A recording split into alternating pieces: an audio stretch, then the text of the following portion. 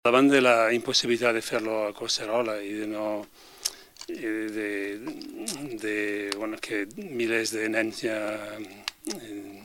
ja podien renunciar a fer aquest any a fer la marxa tradicional, que fa 50 anys que la fem, i vam decidir fer la marxa per dur-ho a Can Camps. No té l'interès de Collserola, però també podia tenir un interès de descobrir una zona que és poc coneguda, una zona pràcticament nova de Sant Cugat. És una serra, repeteixo, hi ha camps de conreu, hi ha boscos, hi ha una vista bonica.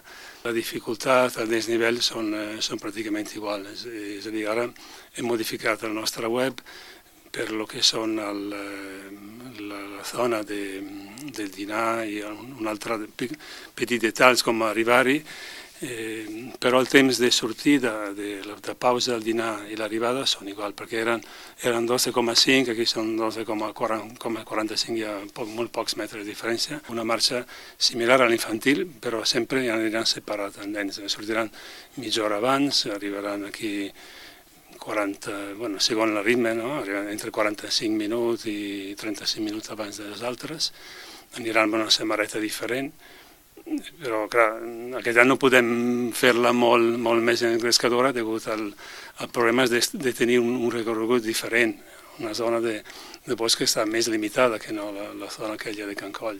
El recorregut no serà en bona part ja per ells, ja el que el recorregut me refereixo dintre del bosc, però dintre de la zona urbana serà igual, i després estan una variant que porti fins a Can Camps o a prop de Can Camps. Farem després de Can Sant Joan com anar pujant per el col·legi, al costat del col·legi Pureza de Maria i tot recte fins al turó.